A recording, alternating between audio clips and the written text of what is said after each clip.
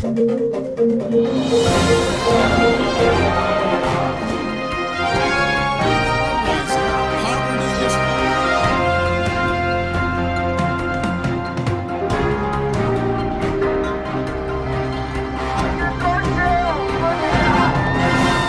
an up-close and personal view.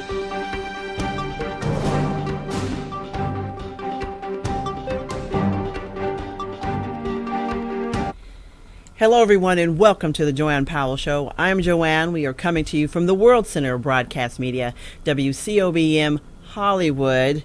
It is a beautiful day out here in Hollywood, and we have been talking healthcare, the GOP healthcare plan that was supposed to have passed the House and been on to the Senate for its approval, basically failed.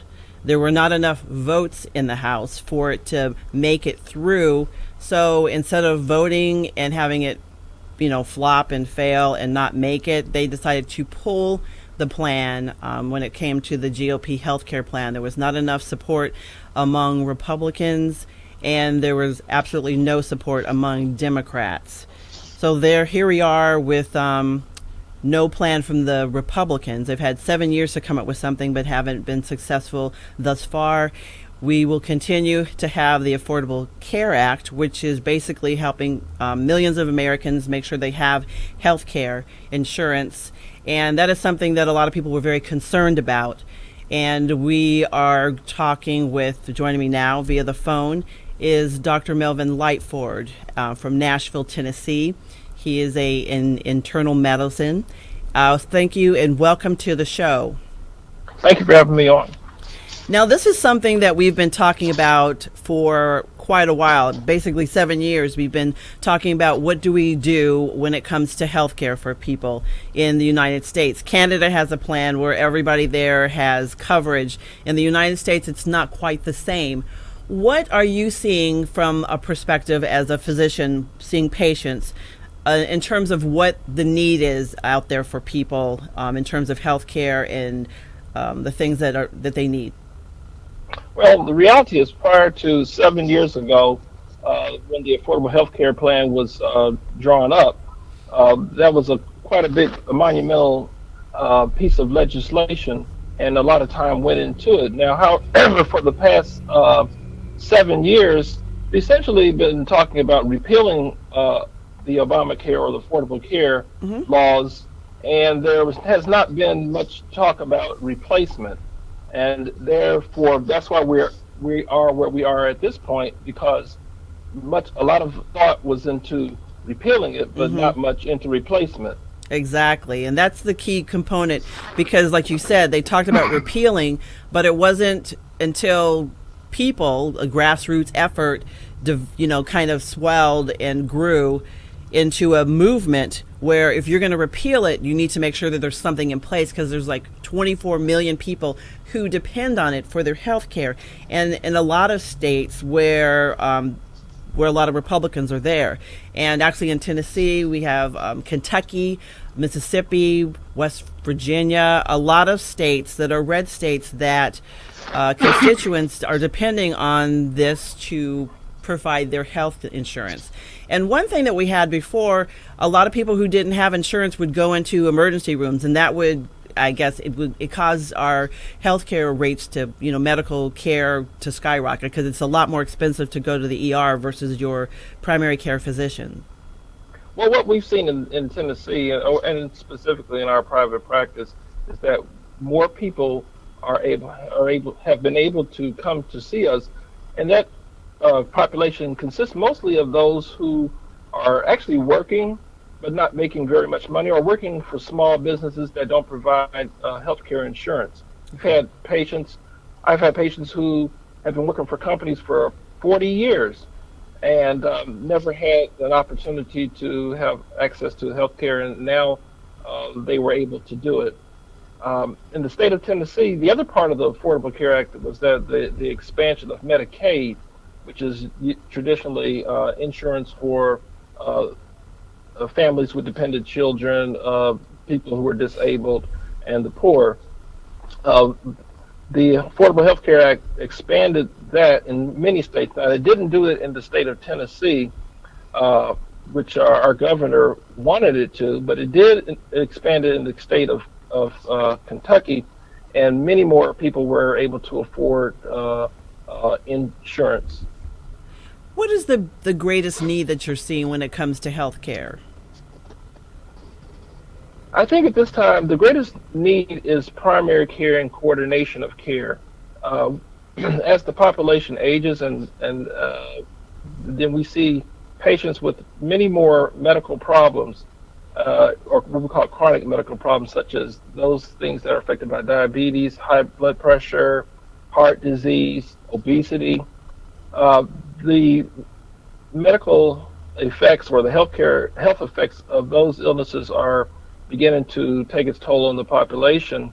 And in order to have a excuse me, a more efficient healthcare system, and that which does not use up much of the resources, we need to be able to have those patients be screened initially and treated at an early stage, such that the illness doesn't progress to the point where you need very expensive intervention. Yeah. There were a couple of areas where people were happy that some of the things that they kept regarding the Affordable Care Act was pre-existing conditions. That was something that a lot of people were concerned that there might be something in there, because that was a big issue prior to the Affordable Care Act. I think the Affordable Care Act, which with its stated intent was to cover more people, it still needed to have some tweaking in order to begin the process of decreasing the actual cost of care. Okay. There are some things in that.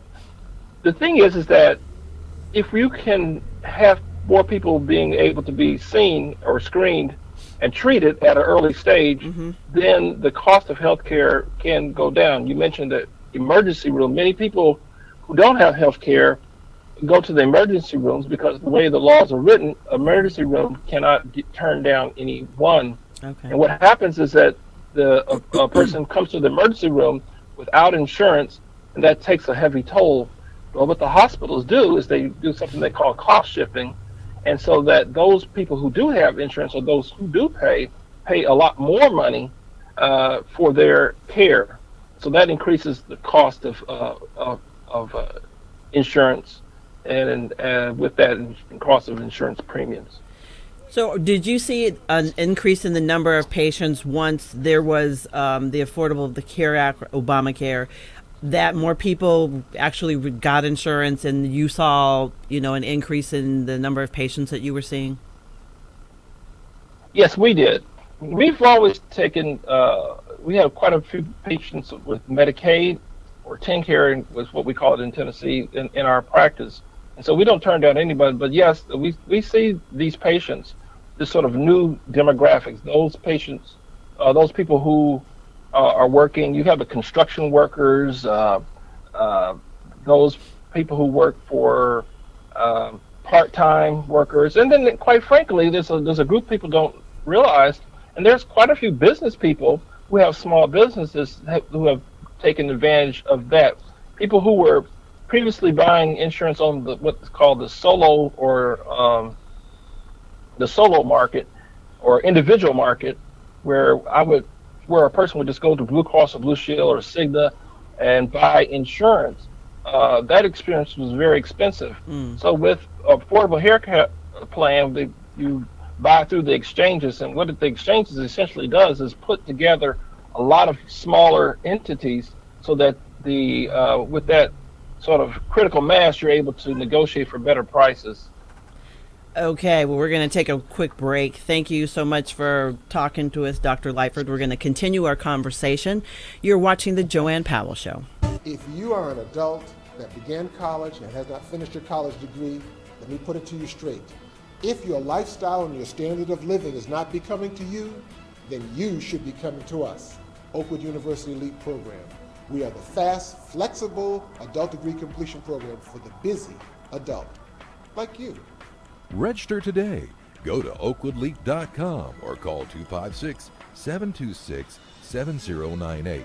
It's time to leap.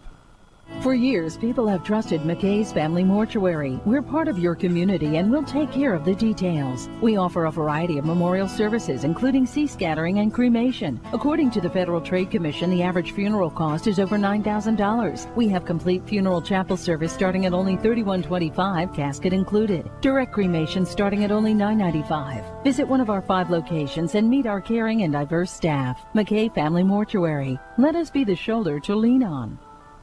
Thanks to Oakwood University and the LEAP program, I have now a college degree.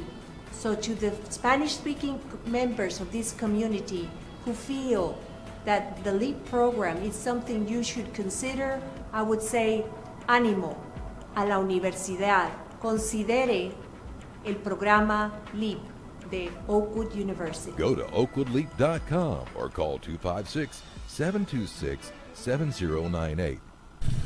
Seize the Day Scuba for your best scuba experience above and below the sea. You'll find friendly staff, experienced PADI certified instructors, and state-of-the-art scuba equipment and gear. Join our dive club and we'll help you plan memorable scuba excursions. Immerse yourself. Seize the Day Scuba, serving Southern California. Call 949-220-0500 to create your scuba experience. When I first started into the program, yes, I had doubts. I was really impressed with Oakwood University, with the faculty and the staff and the student body. It was a really good experience, and I would definitely recommend it to anyone who was thinking about going back and finishing their degree. Register today. Go to oakwoodleap.com or call 256-726-7098.